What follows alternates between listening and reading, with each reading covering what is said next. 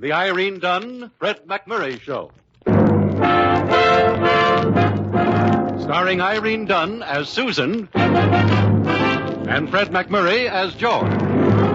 Together in the gay, new, exciting comedy adventure, Bright Star.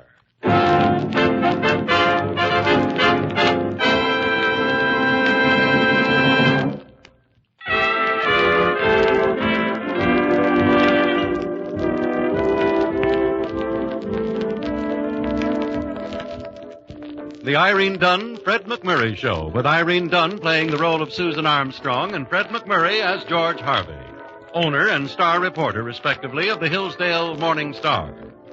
Well, events are beginning to happen, and as usual, they will have a definite effect on Susan and George.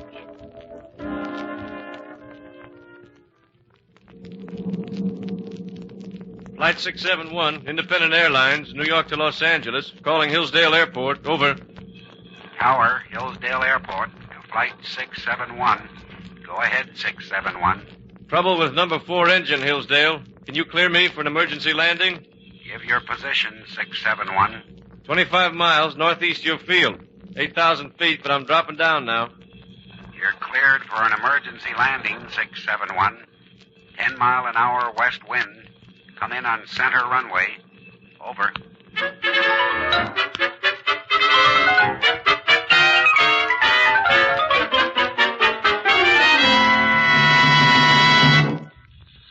Still, it doesn't make any difference if we continue the series or let it drop. As far as I can see, Susan. Excuse me, George. Oh, sure. Hello? This is the tower at the airport. I've got some hot news. A transcontinental flight is setting down out here. Emergency. Oh, well, just a minute. Maybe you better take this. The airport thinks they have a scoop. No. Go ahead, airport. An independent airlines flight is setting down out here. Oh, any danger of a crash? No, just motor trouble. Oh. Thought you might be interested. No. I'm just glad I'm on the ground. You mean that ain't news for Hillsdale? Sorry. Miss America's on the plane. Thought you might get a story. Who did you say? Miss America. Oh, now you're talking, brother. That is news. I'll be right out. George, where are you going? The airport, Susan. Over.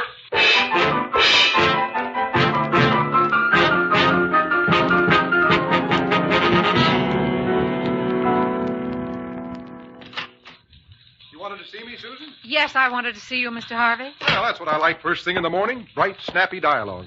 But why the Mr. Harvey? This a formal conference or something? Take a look at this, Mr. Harvey, and tell me what it is. Oh, well, that's easy. It's a bill for $25. From a nightclub. Well, prices are up all over. You know how it is. Your bill. Well, it was worth every penny. Had a grand time.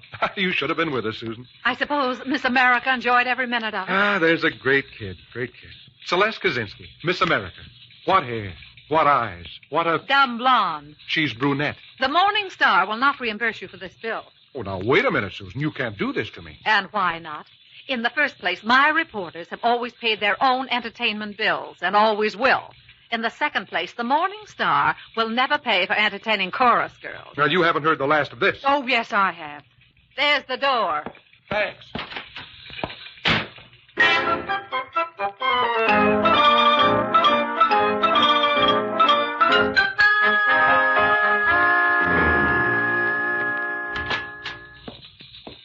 I'm delivering the afternoon mail. Don't bother me, Sammy. How come you never get no mail? I use carrier pigeon. Hey, how does it feel to be out with a pigeon like the one you had last night? How did you know? I saw her pictures in her write-up When did you read my copy? when I was carrying it to the basement to get burned. Oh, so she's not going to run it after all. That was some beef he had with Miss Armstrong. You know everything, don't you, Sammy? Oh, well. You know I'm going to slap you silly if you don't get out of here by the time I count 3? Yes, sir, I know it now.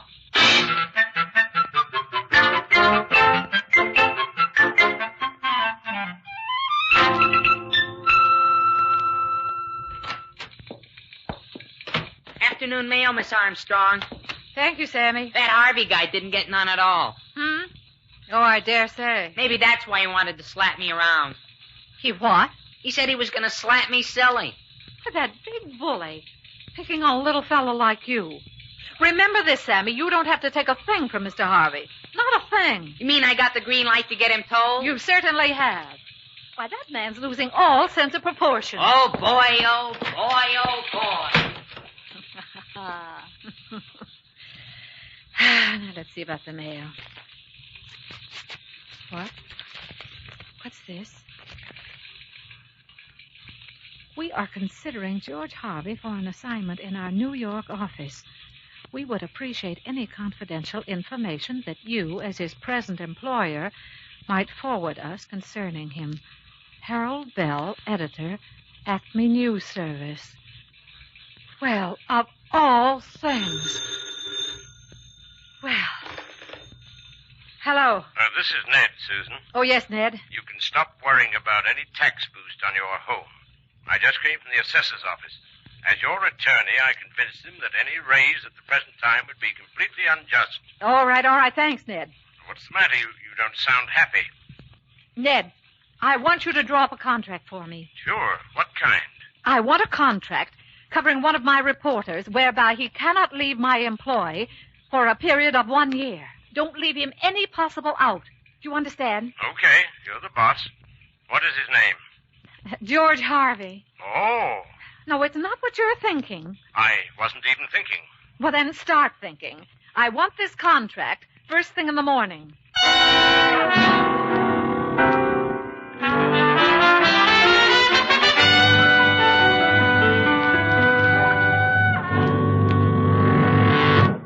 Morning mail, Miss Susan. Thank you, Sammy. Want to see something funny? Something funny? It's a dopey cartoon I got the artist to whip up about that Harvey guy. Oh, get a load of him with that silly look on his stupid And kisser. just what do you intend doing with this? I'm going to go right in and slap it on his desk. You do no such thing. Hey, the cartoon. This is a newspaper office, Sammy, and the sooner you learn that, the better. But yesterday you gave me the green light. Never mind about yesterday. You said I could get him told. From now on, you will give Mr. Harvey nothing but the greatest respect. Huh? You will be courteous and complimentary. You will do his bidding at all times. In short, you will go out of your way to be nice to him. Now, is that clear? It ain't clear, but if you say so, I'll do it. Good. Now, go and tell Mr. Harvey I want to see him in my office.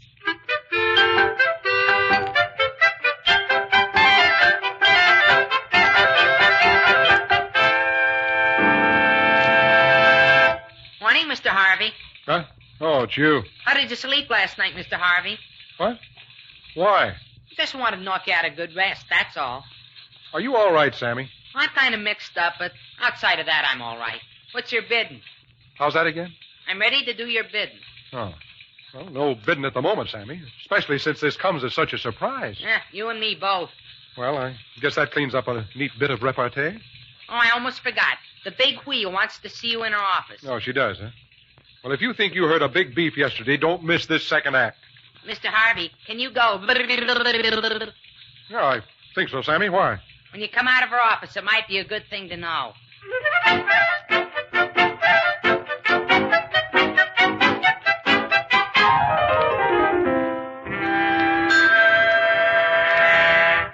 Now, let's get one thing straight, Susan. I don't intend to stand Here's your check, George. Huh? Your What check? Your check for $25. Oh. The one we were so silly over yesterday. Well, this is more like it. Thanks a lot. Oh, it's nothing, really. Well, to you maybe, but to me, $25 is a real tidy sum. It's silly how we quarrel over petty things, isn't it, George? Well, it certainly is, especially when I was right all the time. Of course you were right. That's what I mean. Well, I guess that about covers it. I must say this was real big of you. Oh, it wasn't at all. It was only just. It's what you can always expect here at the Morning Star. Susan, I can't let you take all the blame. I did a foolish thing to begin with. Nonsense. No, I mean it. It was all my fault. I rushed into something I shouldn't Well, have. now, let's not say any more about it, shall we? From now on, this is the way it will always be. Susan, I like you like this. Well, maybe you should see more of me like this. Yes, maybe I should. How about tonight? Huh? Dinner at my house. Spaghetti. Spaghetti, huh? Uh-huh. Shall we say 7:30? Yes, let's say it. 7:30.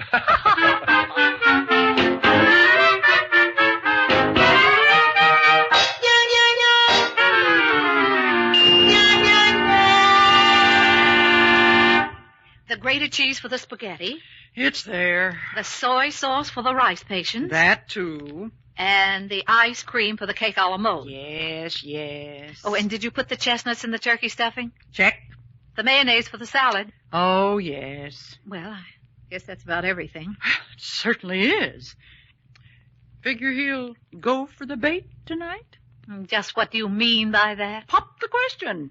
Ain't that what you're after? Certainly not. You think every time I have a small dinner party, I expect to be proposed to? Well, do you? I can't take your money for those easy questions. Shoot me a hard one. Patience.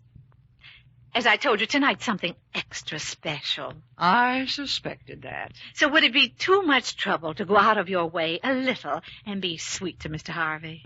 Just how sweet. Well, you know what I mean, like telling him nice things about himself. Never was good at making things up. You better coach me. Well, he does have his nice points, you know. I'm listening. There he is. Patience. Sometimes those chimes play the most beautiful music in the world. Uh-huh. But right now they're playing stormy weather.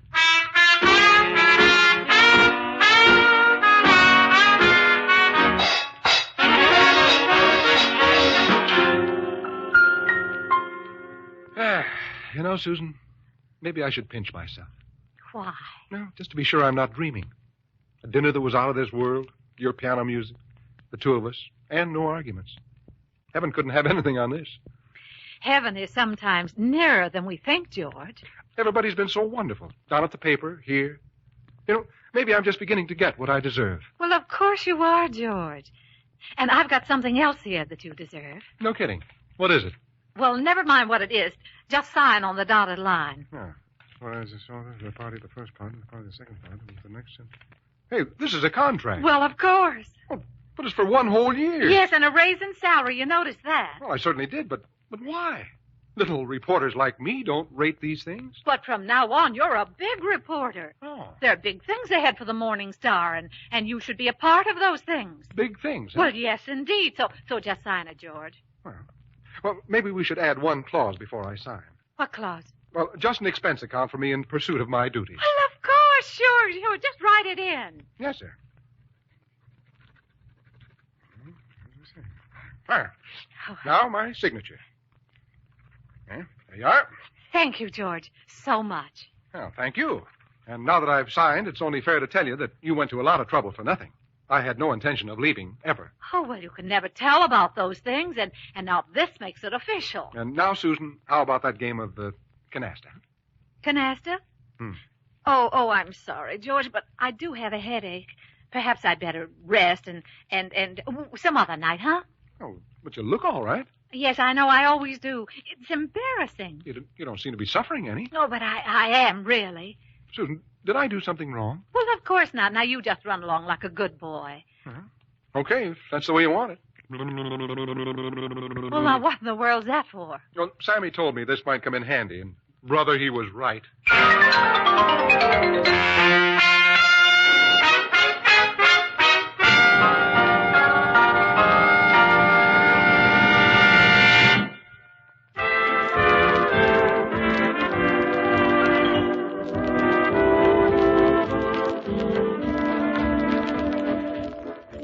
And now back to our two stars, Irene Dunn and Fred McMurray, and the second act of our story. A day has passed, as days are wont to do even in Hillsdale. And Susan Armstrong, who is really Irene Dunn, looks up from her desk at the Morning Star as George Harvey, who is really Fred McMurray, storms into her office and rains all over the place. Of all the low-down, sneaking, conniving, underhanded, miserable, contemptible tricks... Everything I did was perfectly legal. Then you know what I'm talking about. No, I have no idea what you're talking about, and I thank you to watch your tone. I'm talking about this letter I got this morning from the Acme News Service offering me a job in New York. Well? They said they wrote to you asking for information about me. That's true. What did you tell them? Nothing. I'm not obligated to do their bidding. Maybe you're not, but you wrote me in with that phony contract the other night when you knew they wanted me.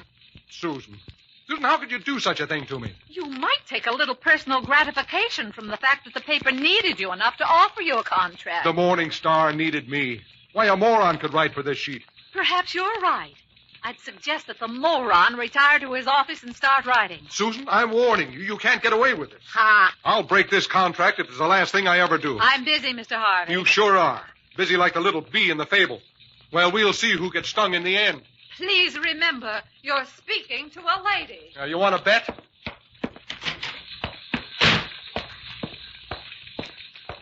Here's your copy proof. Oh, thanks, Sammy.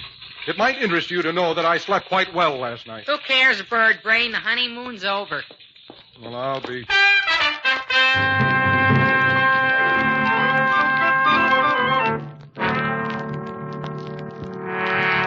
I called you in here, Mr. Harvey, to give you a little bit of news. Well, I was interested in a bit of news. What's up?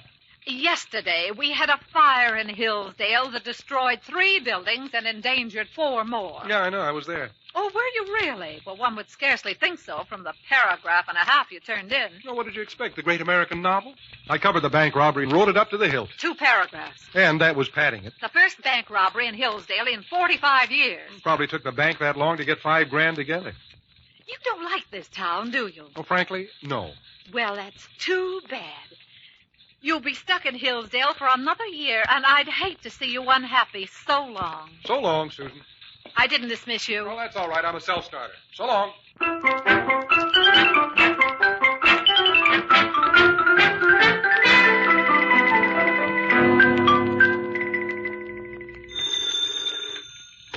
Morning Star, Harvey speaking. Is this George? Yeah. This is Celeste. Who? Celeste Kaczynski. Oh, Gesundheit. I mean, who? Well, don't you remember me, George? Miss America. Oh, Celeste. Well, that's what I've been saying. Well, where are you, in Hollywood? I'm in Hillsdale, George. Hillsdale? But I thought that you were out In the bus station, George, and I'm frightened. The bus station? Well, what are you frightened of? Those buses won't hurt you, Celeste. Well, you're the only one in town that I know. Won't you come and get me? Well, yeah, sure. How long will it take? Well, not long. I'll be right down. Now, don't go away. Oh, I won't, George. There's no place for me to go.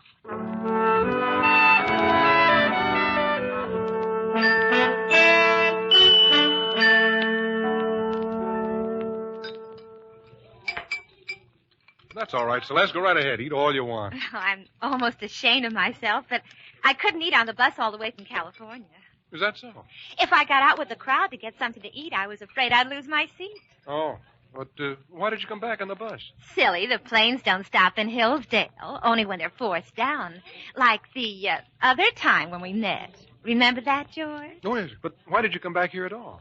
I thought you'd be a Hollywood star by this time. So did I, George. But what about your screen test? Well, they met me at the plane, and I had a big automobile ride, and they were real nice at the studio. The screen test? I had lunch at the most famous restaurant in Hollywood, and everybody was wondering who I was. Yeah, well, that figures. That night, they took me to the most wonderful nightclub, and they had the swellest floor show. I laughed and laughed, but I watched my manners because I wanted to make a good impression. Uh-huh. But the screen test. Well, it didn't take long. I'll tell you that. What didn't? The screen test. Oh, then you had it. Oh, sure. Then they gave me plane fare back to New York and said I'd hear from them in time. And you didn't take the plane because... It doesn't stop in Hillsdale. No, I know. Well, maybe you could help me get a job here in Hillsdale. After all, with the write-up you gave me in your paper, that shouldn't be hard. Yeah, well, you see... Well, is something the matter, George? No. Everything's great. It's just that, well, I'm wondering about tonight. Have you made any plans? Oh, of course not, silly. I've kept tonight open just for you. Oh. I had to rush back to the plane the last time, but tonight we can pick up the sidewalks and throw them at the city hall. That's right, we can. I've got an expense account. We'll not only pick up the sidewalks, but we'll roll up the streets, too.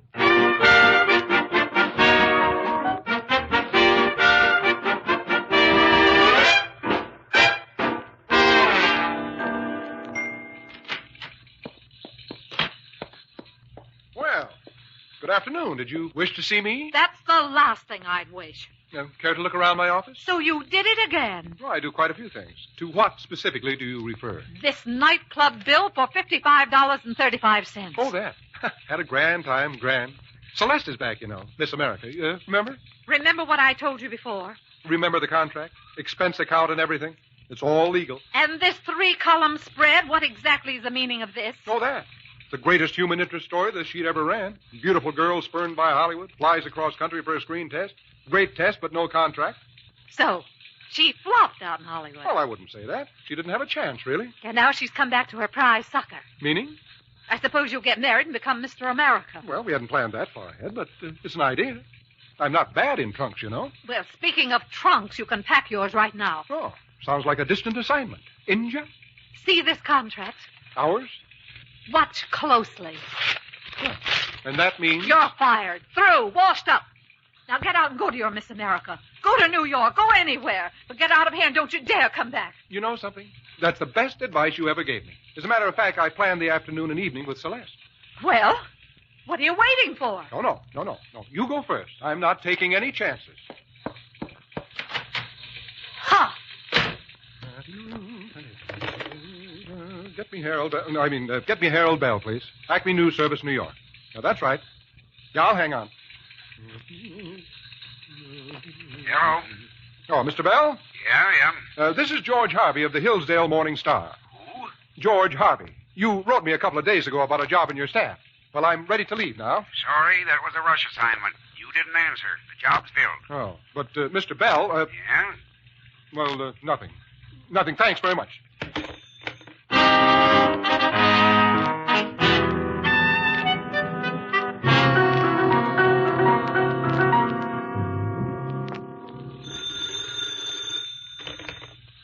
Yes? Is this the editor? Yes? A woman? Well, as far as I know, is that so strange? Well, Who is this? Celeste Kaczynski. Oh. What did you want? Well, I've been trying to get in touch with George Harvey. Yes? I had a date with him 3 hours ago, and he hasn't showed up. Do you know where he is? Well, no, I don't. Was this a business appointment? Strictly business. He was going to give me a big spread in your paper, and I was going to take that back to New York for publicity. And he didn't show up. I'm sick and tired of waiting. There's a bus to New York in 20 minutes, and you can tell him from me that if he isn't here by then, I'm going to be on it. Well, if I see him, I'll tell him. Well, thanks. Have a pleasant trip, Celeste. Well, thanks. Yes, Miss Armstrong? Is Mr. Harvey in his office? No, Miss Armstrong. He left the building some time ago. Thank you. Thank you, Miss Armstrong.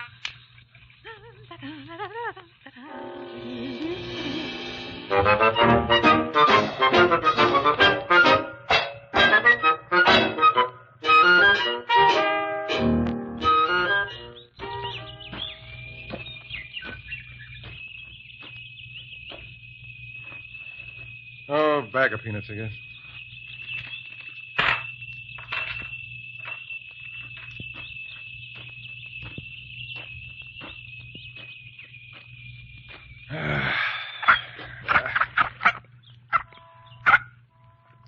Oh, hello, Squirrel. Have a peanut? Oh, go ahead. I got a whole bag full. Shake hands with a real squirrel, buddy. You eat nuts. I am nuts. Had a swell job with a grand girl. What do? Louse it up, but good. Now I've got nothing. Oh, sure, you're smart. You store away food for the winter. Well, what did I store away? Nuts. I can't go back and ask for my job. And I can't go to New York. I can't go anyplace. Say, how big is this hole you live in? Well, maybe we could work out a deal, huh? I could cook and keep the nest clean, and you could go out and bring in the food.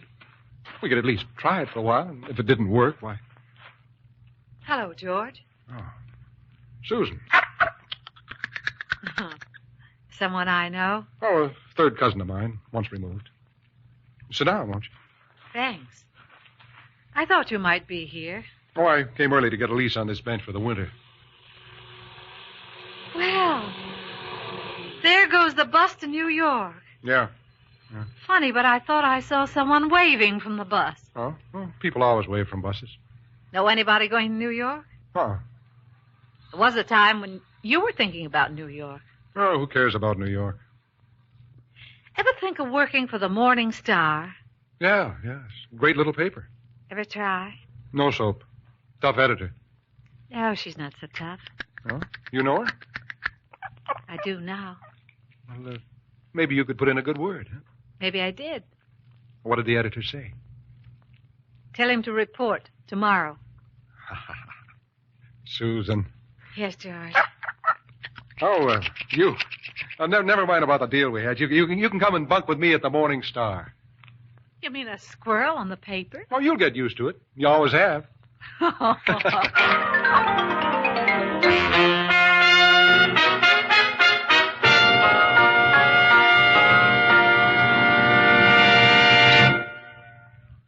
Our stars, Irene Dunn and Fred McMurray, will be back in just a moment.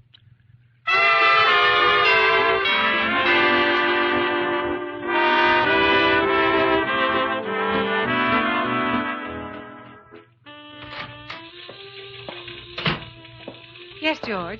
Just a little matter, Susan, that concerns us both. Yes? I have a contract here that I drew up myself, the terms of which bind us together for 99 years. Well, is that legal? Sure, it's legal. It's just like a lease. I don't want to make the same mistake again. I'm here and I want to stay. Oh, well, I want you to stay. Okay, sign right here. Look, your squirrel on the windowsill. How do you like that? He's ready to move in. I wonder why. I'll tell you why. He thinks we're both nuts.